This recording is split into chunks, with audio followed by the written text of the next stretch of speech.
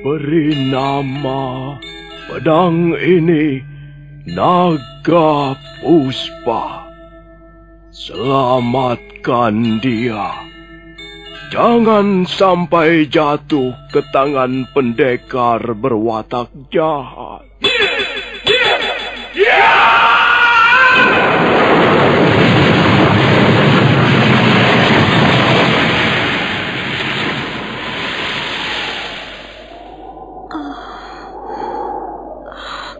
Kakang Kamandanu, kau masih juga tidak percaya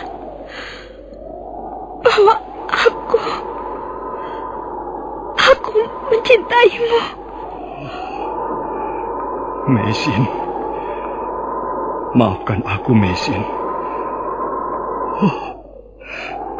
Mesin. Mesin!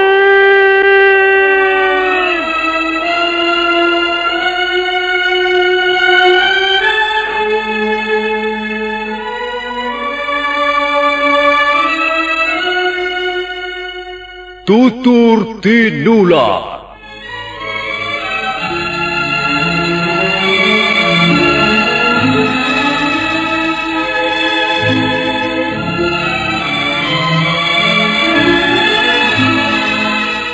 Sebuah sandiwara radio serial, produksi Sanggar Cerita dan Teater Sanggar Prativi. Sebuah kisah dengan latar belakang sejarah runtuhnya Singasari dan berdirinya Kerajaan Majapahit.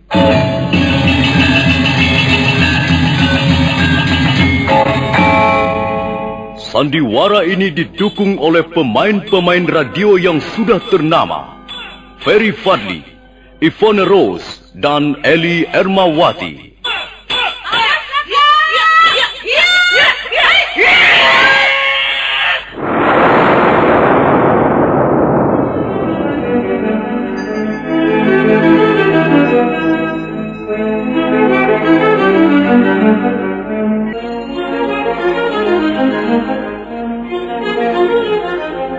Cerita ini ditulis dan diolah oleh S. Tijab. Hiasan musik dan sutradara C. Ispriyonoka.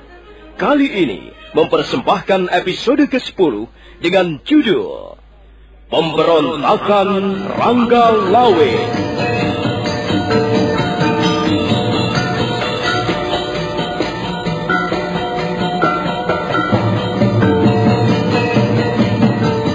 Dalam seri ke-273 ini didukung oleh para pemain Benny Indrahadi sebagai Sipi, Heri Stiono sebagai Dias Sangramawijaya, Masono sebagai Arya Wiraraja, Edos sebagai prajurit Tartar, Nusri Nurdin sebagai Lembu Sora, Rusli sebagai Rangga Lawe, Wenda Lubis sebagai Kebo Anabrang, Ferry Fadli sebagai Arya Kamandanu, Ivone Rose sebagai Sakawuni, Edi Johan sebagai Ike Mese, Mogan sebagai Kausing, dan Asdi Suhastra pembawa cerita. Selamat menikmati.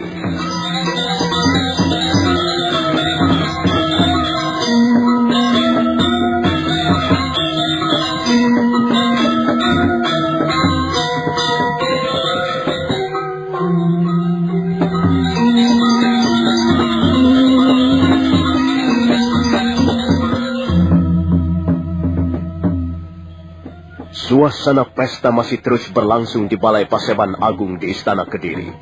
2 orang prajurit Tartar melaporkan tentang kehadiran Dias Sangramawijaya, berikut 200 pasukan Majapahit yang mengawalnya. Dalam keadaan setengah mabuk, tanpa merasa curiga, Panglima Sipi bergegas menuju ke pintu gerbang istana. Sesampai di depan pintu gerbang, dia segera melompat turun dari punggung kudanya. Panglima Sipi melihat Dias Sangramawijaya berdiri di sebelah sebuah tandu. Untuk sesaat lamanya dia berdiri tegak menunggu. Dias Sangramawijaya kemudian bergerak perlahan-lahan maju menghampirinya. Mereka sekarang sudah berhadap-hadapan. Kami semua sudah tidak sabar lagi menunggu. Tapi rupanya Tuan Sangramawijaya adalah seorang yang suka menepati janji. Kami minta maaf, Tuan Panglima. Kedatangan kami agaknya sangat terlambat, Tuan. Ya. Pastilah Tuan mempunyai banyak urusan di Majapahit. Kami bisa mengerti. Yang penting, Tuan sudah menepati janji. Iya, di mana tuan-tuan Panglima yang lain? Maksud saya, Panglima Ikemese dan Panglima Kausing, Tuan. Mereka sedang mengadakan perjalanan keliling di jalan-jalan kota Kediri. Mereka sedang mengadakan tugas-tugas ronda. Tapi, kalau ada sesuatu urusan yang penting, saya bisa mewakili mereka. Saya datang untuk menepati janji saya, Tuan. Iya, baik ya. Saya datang untuk menyerahkan surat pernyataan, menyerah kepada bala tentara Tartar. Iya. Di samping itu juga, saya juga sudah berjanji untuk menyerahkan 2 orang putri boyongan untuk dibawa ke kerajaan Mongolia. Kemudian diserahkan kepada Kaisar Kubilai Khan. Mereka yang di dalam tandu itulah putri-putri boyongan yang saya maksudkan, Tuan. Bagus sekali. Ternyata Tuan Sangramawijaya adalah seorang pembesar kerajaan yang bisa dipegang teguh kata-katanya. Tapi sebelumnya, saya ingin mengetahui tentang satu hal. Soal apakah itu, Tuan Panglima? Saya tidak melihat Perwira Yungpo dan 14 orang prajurit Tatar bersama Tuan. Di manakah mereka? Mereka menyertai keberangkatan kami ke Bedukuan Majapahit, Tuan Panglima. Tapi setelah itu mereka minta izin untuk kembali ke Istana Kediri. Kami pun tidak bisa menghalang-halangi mereka. Lalu apakah mereka belum tiba di sini, Tuan? Aneh sekali. Mereka belum tiba di Istana Kediri. Barangkali mereka mempunyai urusan yang penting di tengah jalan, Tuan. Itu tidak menjadi kebiasaan prajurit-prajurit Tatar. Mereka biasa menjalankan perintah dengan patuh. Mereka kami tugaskan untuk mengawal Tuan ke Majapahit. Mereka tidak mungkin mengerjakan hal-hal lain yang tidak kami tugaskan sebelumnya. Maaf, Tuan Panglima. Sebaiknya kita tunggu saja barang sebentar. Mereka berangkat sejak tadi pagi. Dan barangkali mereka sedang dalam perjalanan. Terus terang, saya belum bisa menerima alasan Tuan. Tidak biasanya Perwira Yungpo berbuat seperti itu. Ia selalu mengerjakan perintah dengan patuh. Ya, tapi baiklah, kita tunggu barang sebentar. Sementara itu, Tuan Sangramawijaya berikut pasukan Majapahit terpaksa kami tahan sebentar. Sebelum Perwira Yungpo kembali, kami tidak bisa melepaskan Tuan Sangramawijaya. Hal itu tidak menjadi soal bagi kami, Tuan Panglima. Mudah-mudahan Perwira Yungpo dan 14 prajurit Tartar segera kembali ke Istana Kediri, sehingga Tuan Panglima tidak perlu lagi mencurigai kami. Baiklah. Sekarang mana? Saya ingin melihat surat pernyataan menyerah yang telah Tuan berikan kepada kami. Maaf, Tuan Panglima Sipi. Kami terpaksa tidak bisa menyerahkan surat pernyataan itu sekarang kepada Tuan. Mengapa begitu? Maksud kami begini.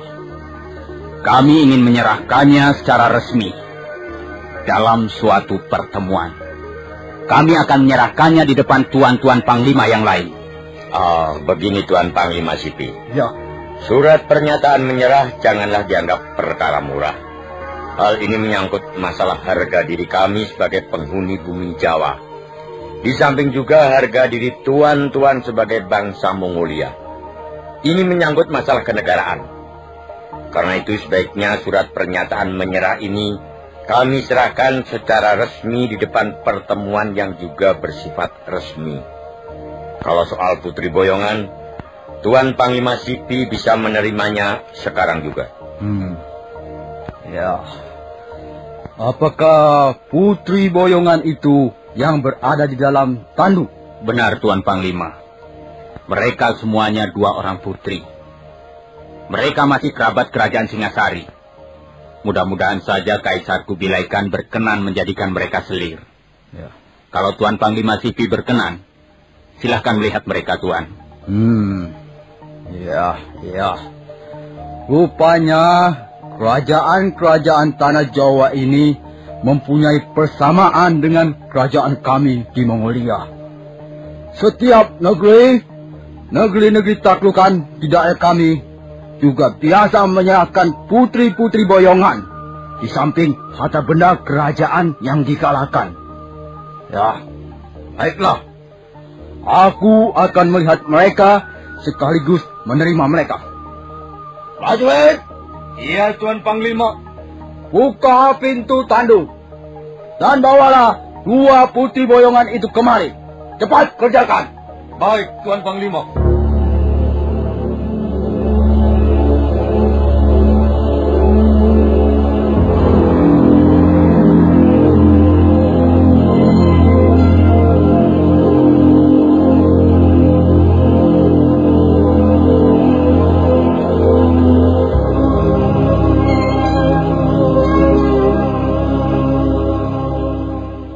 Orang prajurit Tartar serentak bergerak hampir bersamaan. Mereka melangkah ke arah tandu. Dia Sang Gramawijaya mundur selangkah sambil melirik ke arah Arya Wiraraja yang berdiri tidak jauh darinya. Arya Wiraraja menganggukkan kepala sebagai suatu isyarat. 2 prajurit Tartar itu sudah tiba di depan tandu. Mereka seperti ragu-ragu sejenak. Mereka melihat ke arah Panglima Sipi. Dan Panglima Sipi melambaikan tangannya sebagai isyarat agar mereka membuka tutup tandu. Tangan-tangan prajurit Tartar itu segera meraih tutup tandu, kemudian menyingkapkannya ke atas. Dan pada saat itulah, Lembu Sora dan Rangga Lawe yang berpakaian menyamar sebagai putri kerajaan melompat sambil berteriak menyergap.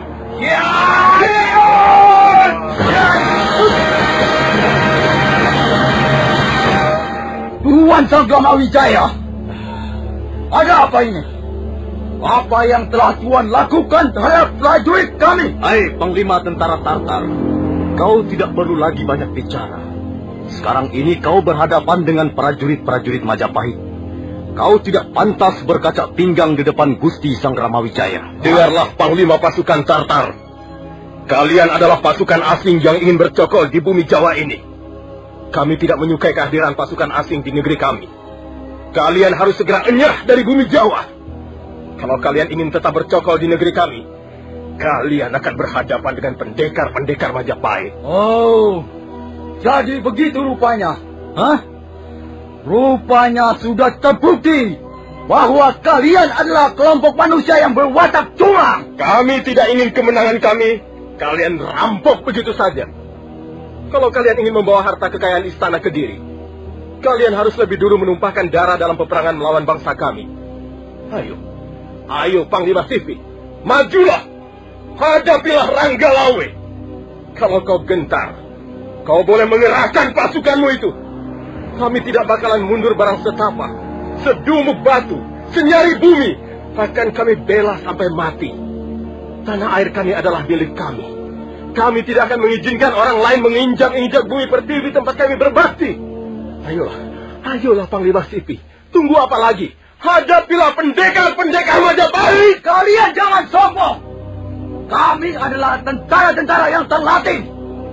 Kami sudah berani datang dari negeri yang jauh, menyeberangi lautan luas, menempuh malam bahaya demi menjalankan tugas dari junjungan kami, Kaisar Kubilai Khan. Kalau memang perang yang kalian inginkan, kami pun tidak akan menyerah begitu saja. Hai prajurit-prajurit Tartar! Tangkap mereka! Hantam saja orang-orang Majapahit itu!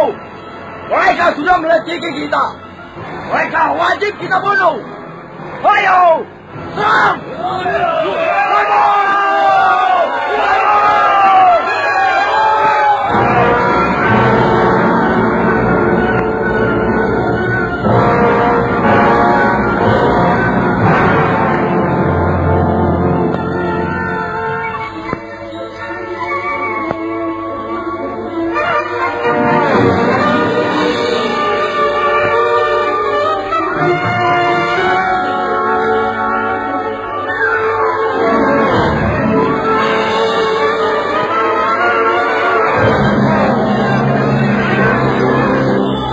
Ketika alun-alun istana Kediri menjadi ajang pembunuhan, pasukan Majapahit mengamuk bagaikan banteng terluka.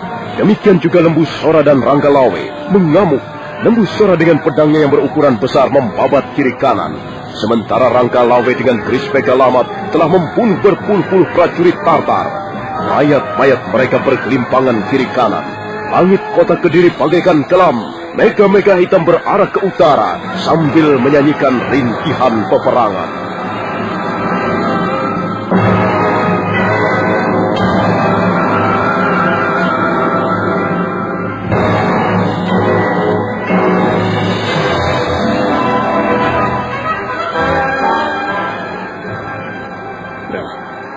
Lihat, Kamandanu. Panah-panah api sudah dilepaskan ke udara. Benar, Kakang Kebo Anabrang. Rupanya Paman Lembu Sora dan Kakang Rangga Lawe sudah terlibat dalam pertempuran melawan prajurit-prajurit Tartar.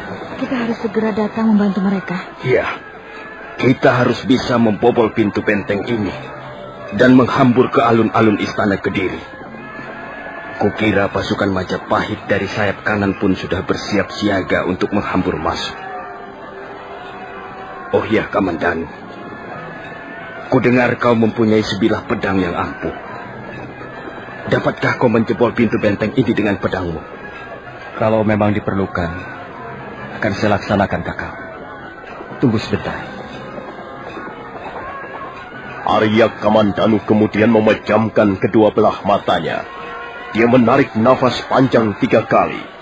Rasa pusarnya menjadi dingin, dan hawa dingin itu menyebar ke seluruh tubuhnya. Mendadak, dia merasakan perasaan yang nyaman dan ringan. Itulah Aji Saipi Angin yang telah merasuk ke dalam raganya. Dan selanjutnya, Arya Kamandanu meraba gagang pedang Naga Puspa.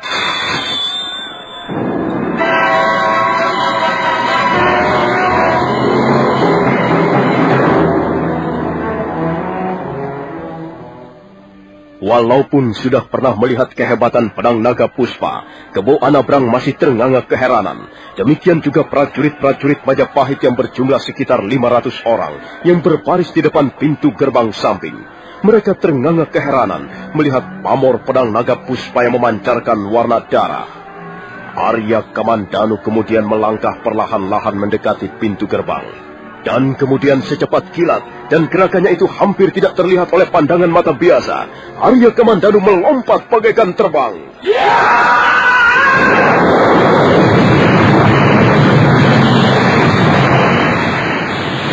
Bagus. Bagus sekali. Sekarang ayo kita masuk. Kita bantu Gusti Sanggrama Wijaya. Kita bantu Paman Lembu Sora dan Rangga Lawe. Ayo kita serbu pasukan Tartar.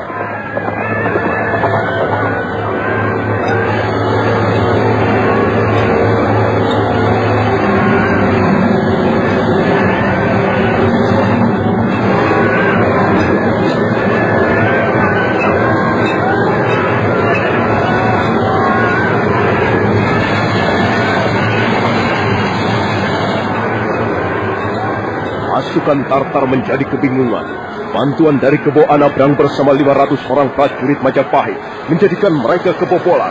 Pertahanan mereka menjadi semakin melemah. Apalagi setelah pasukan dari sayap kanan yang dipimpin oleh Rekrian Demung dan Gajah Biru datang juga membantu. Prajurit-prajurit Tartar saling tunjang. Mereka masih memberikan perlawanan. Walaupun banyak yang sia-sia, tubuh mereka segera bergelimpangan menjadi korban babatan pedang ataupun tusukan ujung tombak.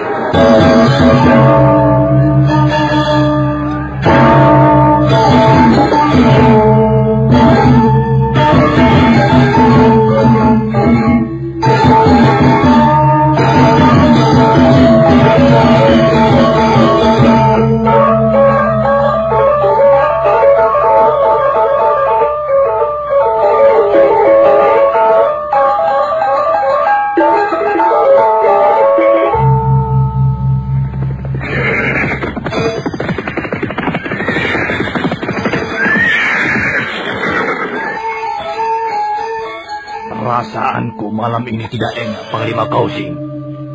Kita sudah terlalu lama meninggalkan istana Kediri, Panglima Ikemese. Kita sudah terlalu jauh mengadakan perjalanan keliling malam ini. Sebaiknya kita segera kembali. Lihat, Panglima Kausing. Lihat. Apa itu?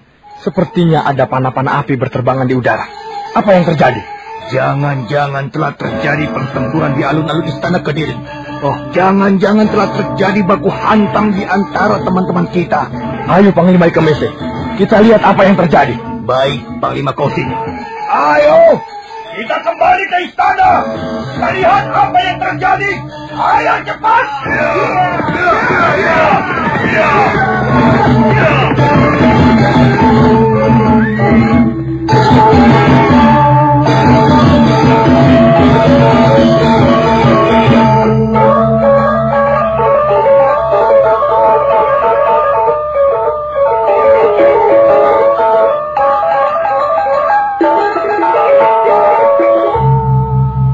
Sebentar kemudian Panglima Ika Mese, Panglima Kausing dengan disertai beberapa puluh orang prajurit Tartar tiba di alun-alun kota Kediri.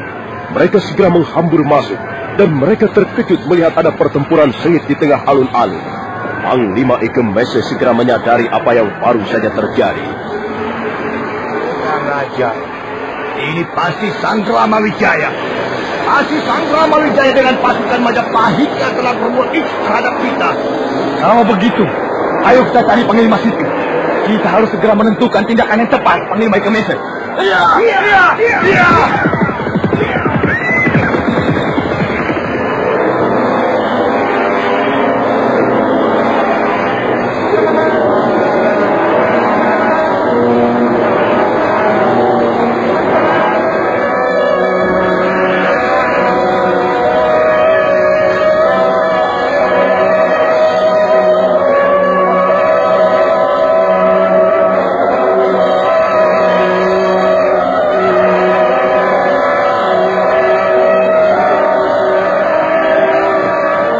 Pertempuran sengit masih terus berlangsung. Prajurit-prajurit Tartar banyak yang terbunuh. Mayat mereka bergelimpangan di sembarang tempat. Nah, saudara pendengar, bagaimanakah kisah selanjutnya? Apakah akhirnya Sanggrama Wijaya